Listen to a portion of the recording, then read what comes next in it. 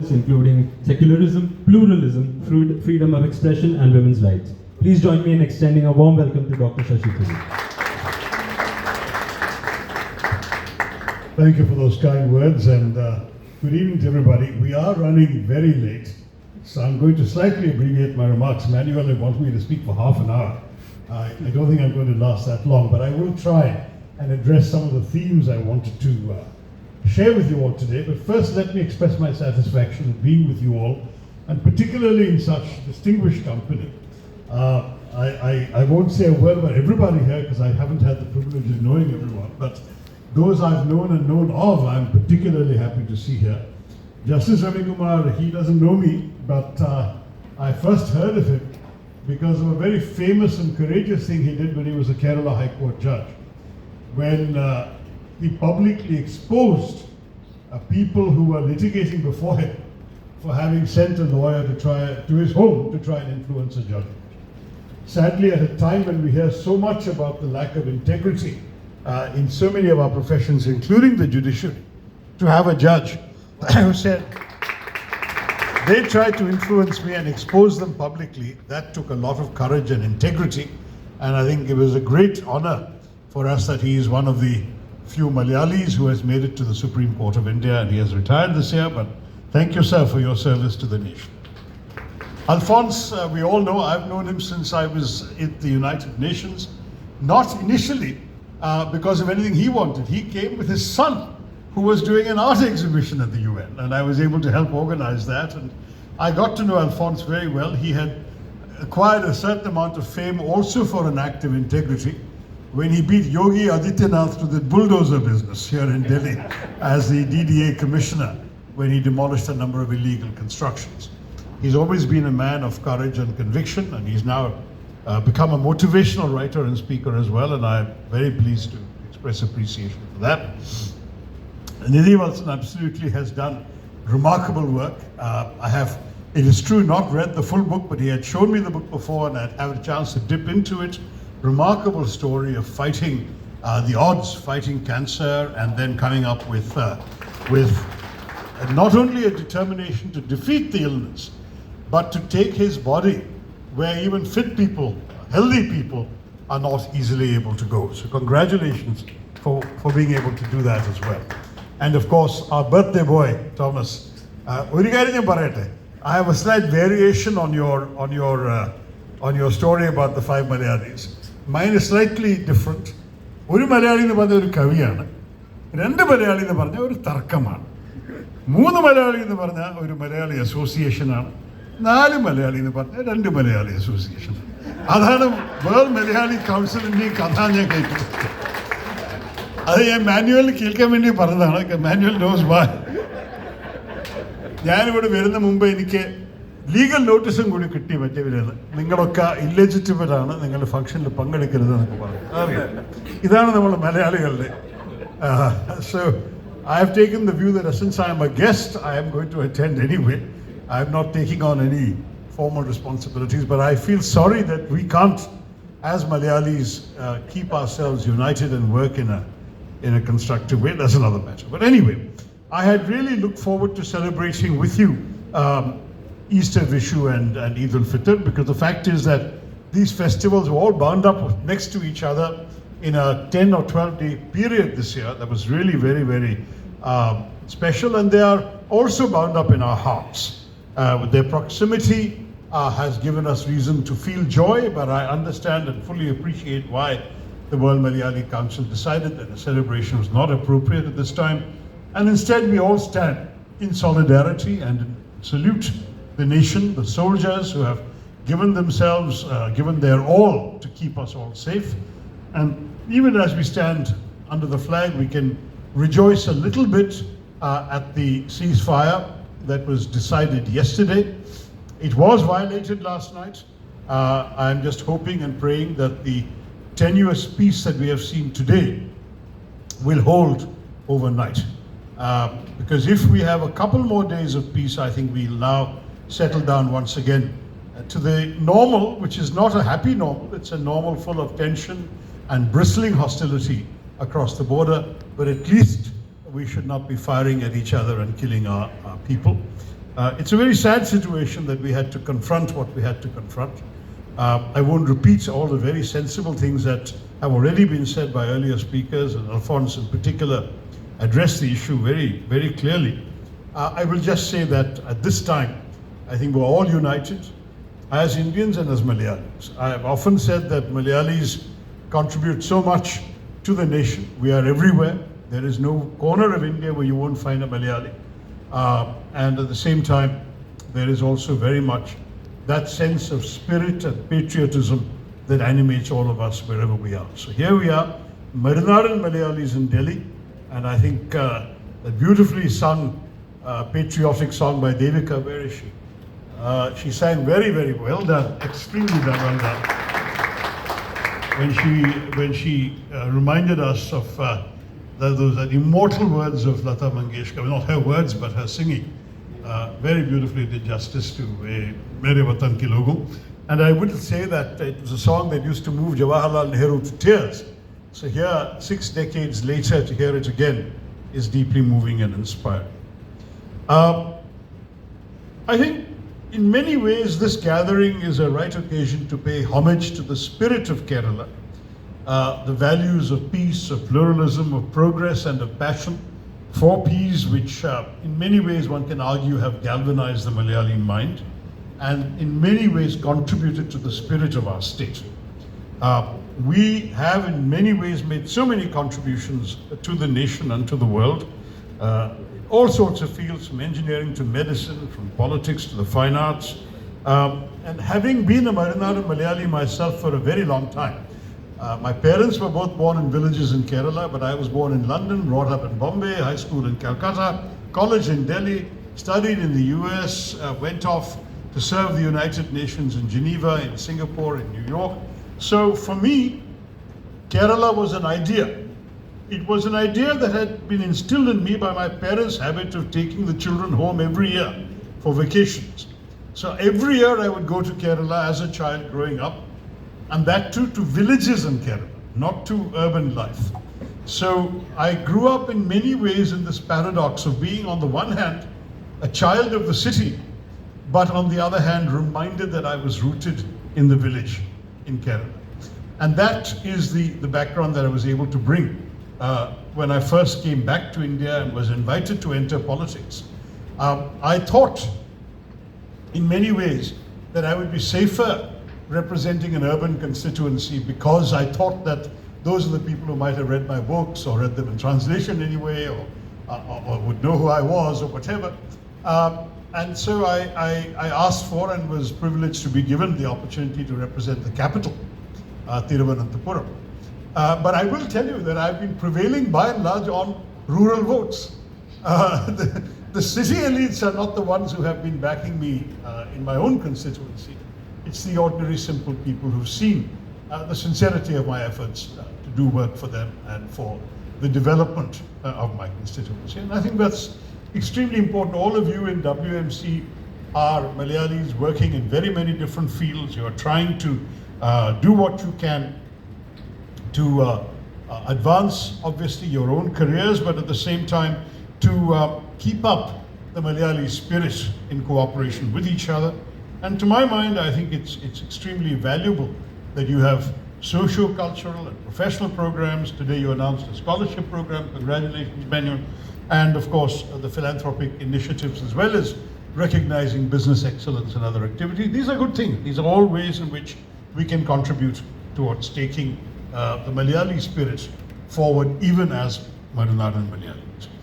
I think in many ways, this idea of the WMC, even if there are splinter organizations in different directions, goes back to, I believe, the founding in New Jersey in 1995. I'm almost certain I was there at the time. I was certainly living in New York, and I was invited to a couple of functions. I remember being invited to the founding function of the GoPO, Global Organization of People of Indian Origin, which was also founded by Malayali, Thomas Abraham. So Malayalis have got this extraordinary ability to assimilate wherever they are and to serve in other countries and in other cities and other places in great spirit, but at the same time to remind themselves of their roots. And that's the great, you can always take the Malayali out of Kerala, but you cannot take Kerala out of the Malayali. It's there.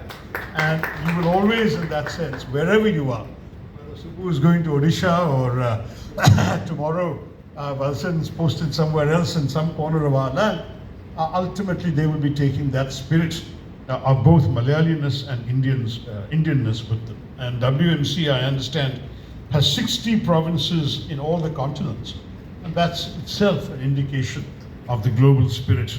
And at the same time, the same sense of community that we are all trying to uphold wherever we are. I'm not going to spend a lot of time talking about the Kerala heritage that we all celebrate, because we all know it well. Physical beauty of the state, which I love to celebrate, as well as the cultural spirit of the state. But let me speak a little bit about a couple of aspects that I think are worth underscoring today, which we perhaps don't often take for granted. We are all over the place, but we have also taken from others, and we must appreciate that. The Chinese fishing nets have become a symbol in many ways of Kochi. The Malayali housewife using the chinchetti, where did that come from? That is the Chinese wok, and it came through traders in the 14th century.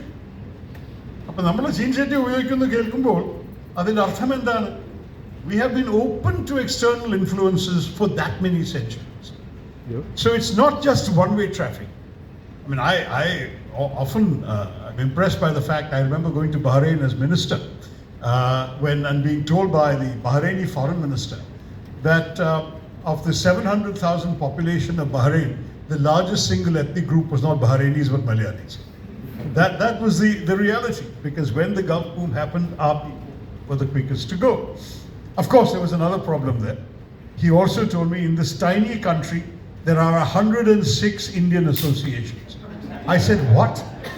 He said, it's even worse. Of the 106 Indian associations, 93 are Kerala associations. 93 in Bahrain. I thought he was joking, but it turned out to be true. And they finally actually passed a rule in Bahrain that no more Indian associations would be recognized, because there were just too many of them. And that is partly one of the defects I think that we will have, that we must acknowledge and admit.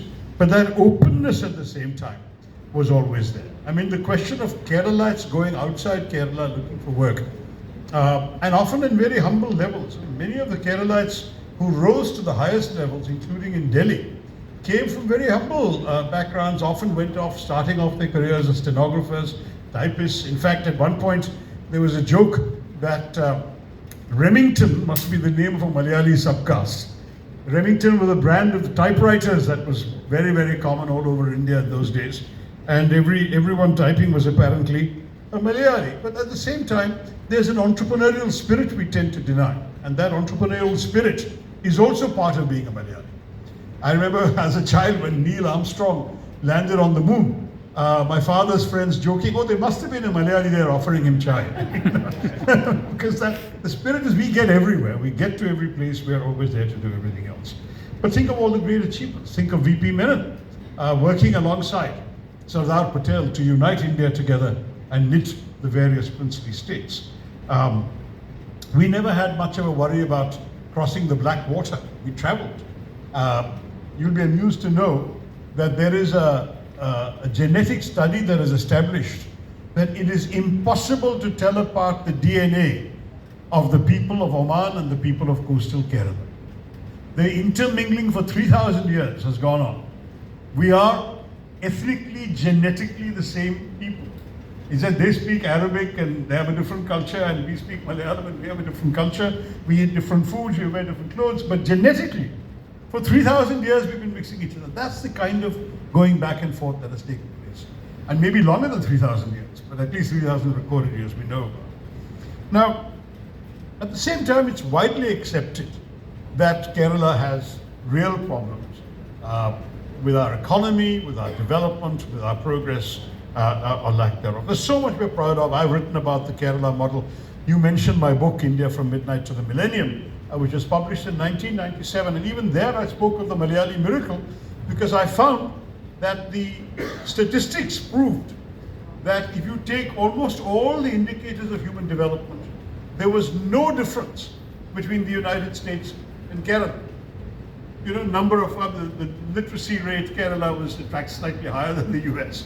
If you take the number of nurses per head of population, per 100,000 population, Kerala was higher. If you look at number of hospital beds, US may be higher, but roughly the same.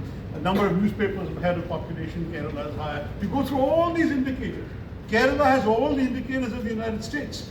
And as I pointed out in that book 30 years ago, we had 1/22nd the per capita income and the GDP of the US.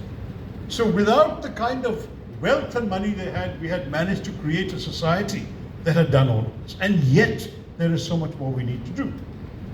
Now, there's no question that places that invest in good governance, gender equity, in social welfare, in actually community strengthening, happiness of the people, they will always do better than states which are restrictive, narrow-minded, intolerant, and so on. So to my mind, Kerala has those fundamental ingredients. And yet we know there are severe challenges which need to be overcome. I'm not going to make a political speech, don't worry.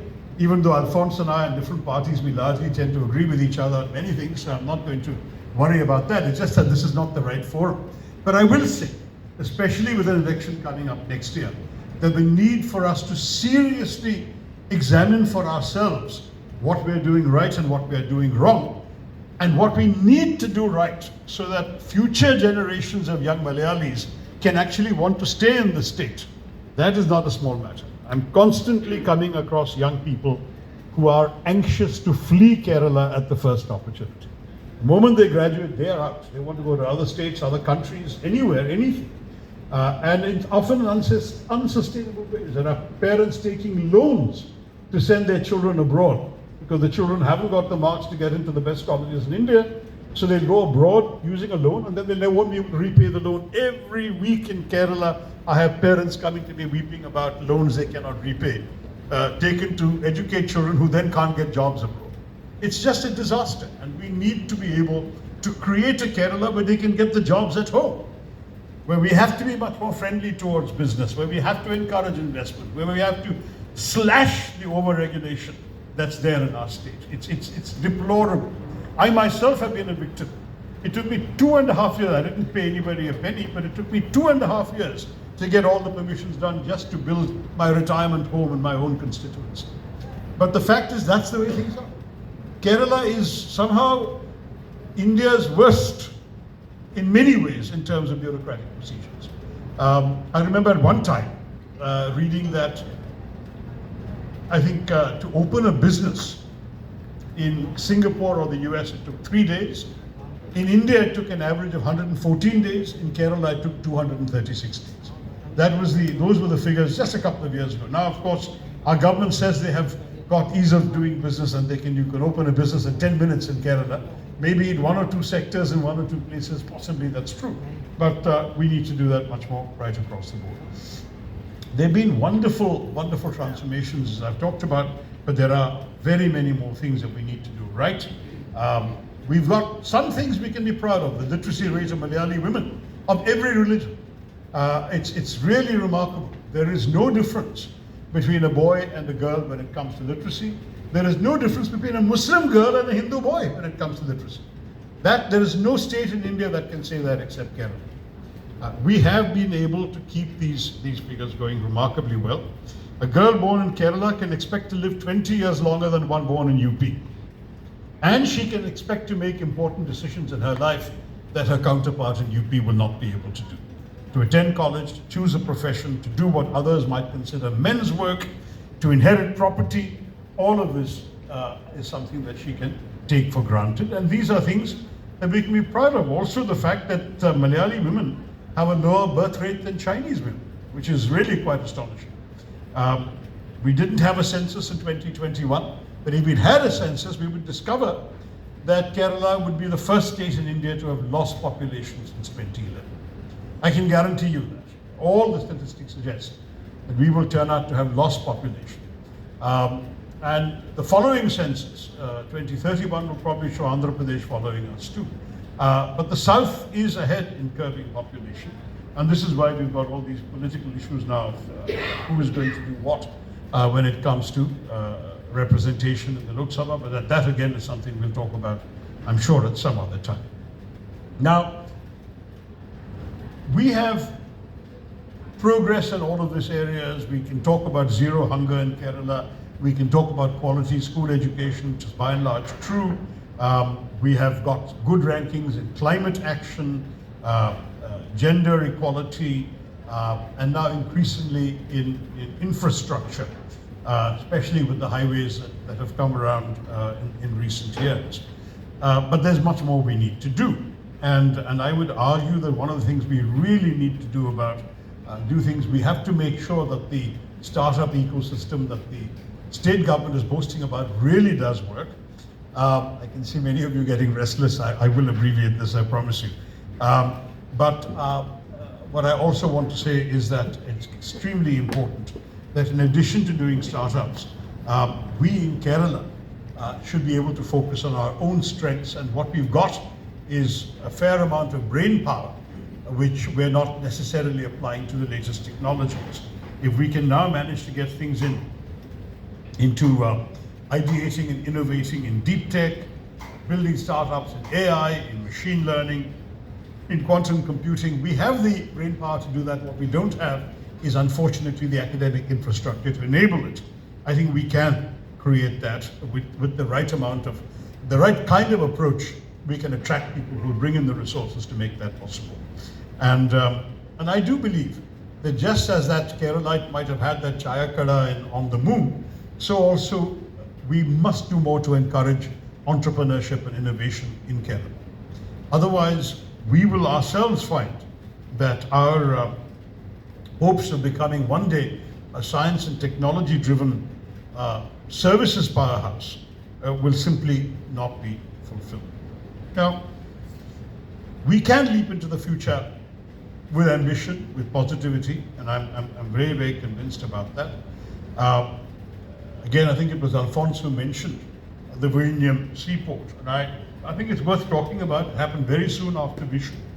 On the 2nd of May, the Prime Minister came to Thiruvananthapuram to officially commission the port. But it has a long history. It used to be a port 2,000 years earlier. It was a port in the Sangha Empire. It was a port in the Roman days under the name of Balita. It was then a port under the Pandya Chola period, known as Rajendra Chola Pattanam. So it's a port historically, but over the colonial period it fell into disuse. And indeed Kochi and Madras and other places took over. And the advantages that Vizhinjam had of natural location, proximity to the international sea routes, and a great amount of depth. Undredged, there are 20 meters. Kochi sadly spends 3 or 4 crores every day just dredging this oil so they can get 6 meters. That's really a shame that we didn't give this enough priority earlier. And I'm very proud of my own small part in all of this. When the initial tenders were issued first by the LDF government, they were rejected by the central government because the companies that won the bids had a Chinese connection, and we were not prepared to allow the Chinese into our ports. Then Fuman Chandi became chief minister. He issued a tender and no one bid. At which point he called me in and said, listen, you've got to help me. I said, how can I do this? And he said, look, you have international connections. You've got to get someone to bid. Our entire credibility is at stake, and these are the dreams of people in your constituency. You have to do it. So I said, I've never worked in shipbuilding or sea industry before. I don't know much about ports, but I will see what I can do. And it was almost as if God had willed it, because literally within a few days, I'm standing in an airline queue to catch a flight to New York, and it was an Air India queue. And who do I see a few steps ahead of me but Mr. Gautam Adani? We had never met before, but he recognized me and I recognized him, and we shook hands and chatted. And I asked him, have you heard about Vizhinjam? He had not. I said, you haven't bid for it? He said, tell me why I should bid for it. I said, I'll catch you on the flight and tell you why you should bid for it. And then I spent much of my flight to New York persuading him of all the attractions of why Vizhinjam was necessary. And at the end of it, he said, all right, when we land in New York, I'm going to call my company and ask them to purchase the tender documents. And that's how this entire thing started. Wow. So I often point out with great satisfaction how it really, in many ways, is a classic example of what Kerala has not done so far and which we ought to do. A dream initially started, first mentioned by a communist leader, M.B. Raghavan, in the Niyama Sabha in 1992, then put forward in the A.K. Antony government, then first two tenders brought out in the left front government of Achudanandan, then followed through under Uman Chandi, where we got the successful bid of Gautam Adani, and then started the construction at that time, got the whole agreement, the concession, everything worked out. Then the left front came back to power and they continued. Uman Chandi had made me a director of the Vizhinjam International Seaport Limited. And to my pleasant surprise, Pinarayi Vijayan said, please continue.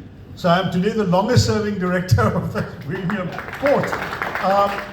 And what was fascinating about all of that was the cooperation all around. I came here and saw my late friend Arun Jaitley, the finance minister, about viability gap funding for the port, which he approved.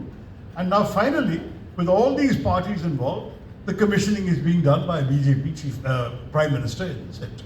So this is where all of us can sink our political differences in the nation's interest and successfully jointly collaborate on a political project. I beg your pardon, on a development project, which is not a political project, which is beyond politics. That, to my mind, is the direction in which we can truly hope for progress in our country and in Kerala.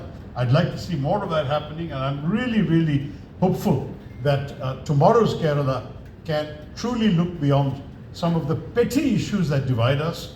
And I mentioned Vizhinjam particularly because I think port-led development is something we have also been neglecting. We have this gorgeous coastline which has so much potential for small ports, minor ports, major ports, cruise terminals, shipbuilding yards. There's so much we could do. I had an article in one of the Kerala papers about this, trying to argue that if we can actually have a comprehensive economic policy that encourages investment by removing bureaucratic hurdles, implementing investor protection laws, modernizing labor policies, helping trade unions to evolve into responsible stakeholders for progress rather than obstacles, outlawing outdated, regressive and destructive practices like hartals and nokokuli, which really should be made illegal, not just frowned upon, and promoting social innovation, using our strengths in education and our talent for technology to be able to create new avenues in shipbuilding, logistics, marine research, and so on. We could also have port-led development. Everyone talks about Kerala being Ayurveda, hotels, hospitals, tourism. Fine, that's very important. We should continue that and build on it. I applaud it. We can add eco-tourism to that. But what we've not talked enough about is doing some kind of modern development in areas like ports, and that's something that I believe we can really take forward. I'm going to try and end here.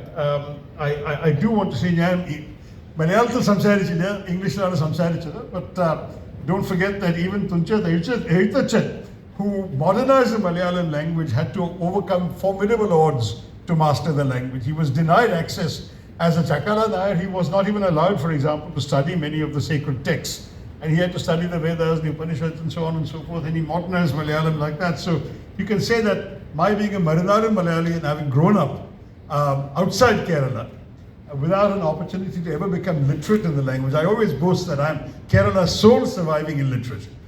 There is no other example. I've taught myself rather laboriously to read the headlines in the newspaper, so I'm not totally caught napping. But you give me an entire text, Walson's book in Malayalam, it would take me a year to read it. So that's the frustration that I have. So forgive me for acknowledging that. But I have immersed myself very deeply in Kerala, in its life and its experiences and the challenges, and in its extraordinary achievements. In fact, I've just released yesterday my latest book on the Constitution, which was, I was press ganged into doing it by my publisher when the 75th anniversary of the Constitution came about. But actually, when I did it, I interrupted a book I was working on that I'm hoping to go back to and finish this year, and that is a biography of Sri Narayana Guru. Because I really feel that it's astonishing that such a remarkable figure is so little known outside Kerala.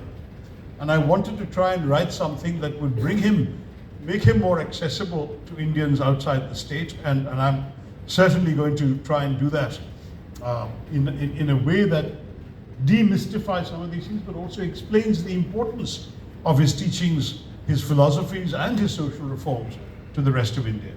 And I do want to say, as a result, there's very much about Kerala that I'm deeply proud of.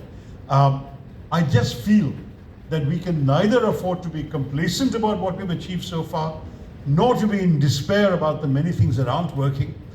We are all Marinara Malayalees. We have left the state, but we know we are all anchored to the state. That's why you have a World Malayali Council, because you have tried to keep that connection alive, and that's because the state matters to us and we matter to the state. So let us try today to remember that being a Malayali is to harness the best of our civilizational bequest, which includes really burning compassion, a sense of justice, a blazing commitment to human rights and human dignity, tremendous intellectual energy, a razor-sharp sense of entrepreneurial acumen, yes, a very political mentality, sometimes very divisive, but at the same time, the quality of mind that helps us to rise above it. And it seems to me that if WMC and all of us as Marinara Malayalis, we can hold aloft the banner of diversity and excellence, which are supposed to be core values of WMC in any case, then we can also collectively contribute towards taking over this message to the people back home in Kerala that we are also here to support you from the outside. We care for you. We want to see Kerala progress. Just as others have done so much for social, religious, economic reform in Kerala, we too are not outsiders. We belong, and we will therefore contribute. Whether you're WMC, whether you're people like Alphonse and I who are still politically connected to Kerala, whether it's people who have chosen to make their homes elsewhere but whose hearts are still in Kerala, let us all collectively strive and dedicate ourselves once again today to build a future for Kerala that every Malayali, wherever they are, can be proud of. So with that, I think we just have to find the determination, the resilience to do so, and we will make, it seems to me, the Kerala of our dreams. Once again, congratulations to all of you, World Malayali Council, all of you for making this effort to bring us all together. Forgive me for leaving the stage. I have other commitments that I'm already late for, but I want to thank you so much for having got yourselves together and having asked me to be part of this. All the very best. Let me end with two of my favorite lines from Valattur. Bharatham ennu kettal abhimanapooritamavanam antarangam. Kerala ennu kettal Kilakkanam choira namukku nyerumbu. That is when we hear the name of India, our hearts must swell with pride. When we hear the name of Kerala, the blood must throb in our veins. Let the blood always throb in our veins. Let us fight for Kerala together wherever we are. Jai Kerala, Jai Hind.